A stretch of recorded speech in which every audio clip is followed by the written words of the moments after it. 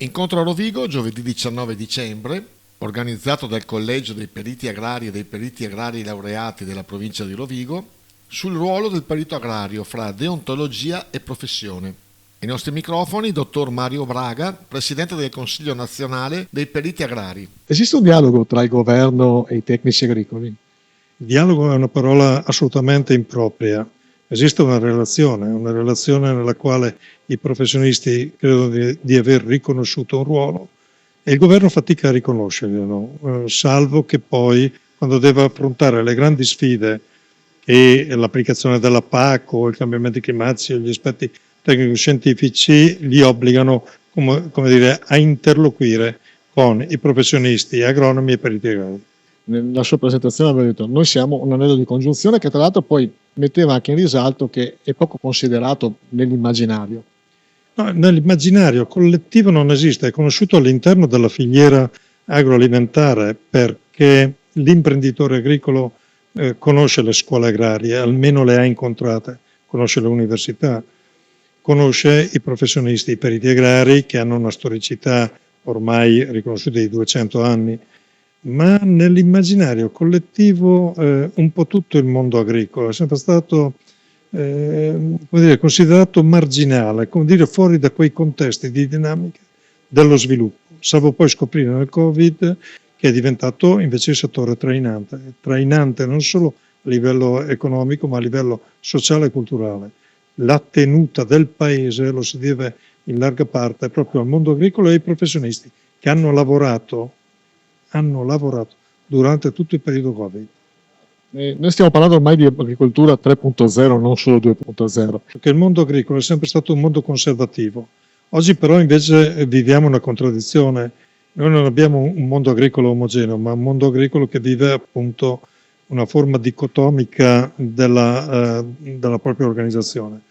Abbiamo circa 750.000, ma sono più di 1 milione, le micro aziende familiari che vivono, in larga parte una sorta di processo di consunzione, di trascinamento, aziende part-time, aziende hobbistiche. Poi abbiamo 13.000 aziende che sono strutturate, organizzate, economicamente sostenibili, che hanno personale e che sono quelle che vengono definite medie aziende.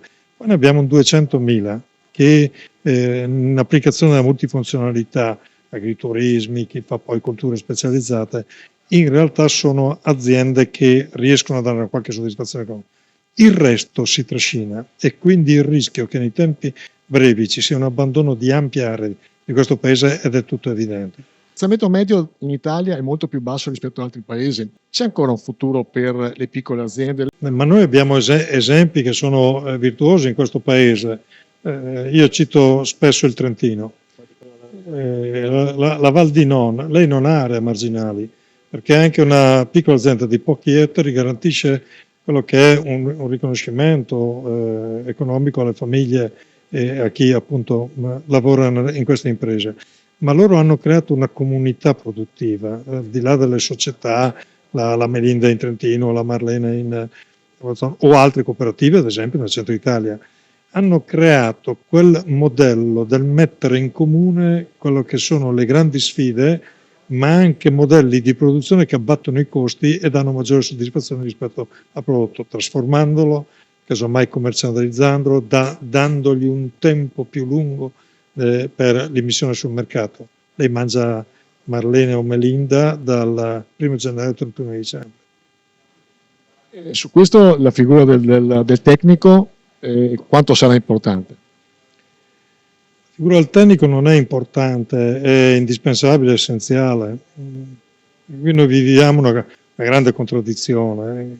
Abbiamo scuole agrarie e università agrarie che vantano davvero livelli di qualità elevatissimi, riconosciuti all'estero tra l'altro. I nostri ragazzi quando vanno all'estero vengono apprezzati per la loro preparazione. Il problema qual è? Che noi abbiamo rallentato, bloccato un processo virtuoso dove il professionista sia l'elemento che trasferisce l'innovazione e poi la sperimentazione, quindi quel prodotto che in questo paese è ricchissimo, ma che rimane spesso nei cassetti. E questo crea, tra l'altro, questa forbice, questa dicotomia tra le aziende che in termini di autoprocesso si sviluppano e tutto il resto che invece rimane isolato a queste dinamiche innovative. E tra l'altro sono problemi che si acuiranno perché l'intelligenza artificiale, quindi verificheremo poi come riusciremo ad applicarla in termini democratici a tutti e non invece dandola in mano a qualcuno. Le grandi innovazioni tecnologiche che stiamo vivendo in questo momento, 2026 partirà il progetto IRIDE, 30 satelliti simultaneamente verranno lanciati e ci permetteranno di avere un approccio alle letture del nostro territorio, ma anche alle scelte e alle dinamiche gestionali completamente diverse. Siamo pronti ad affrontare queste sfide? Io credo che la scuola università si stia interrogando e stia affrontando questi elementi innovativi. È pronto il mondo produttivo agricolo ad accettarlo? Italiano, servono queste cinghi di trasmissione che sono i professionisti.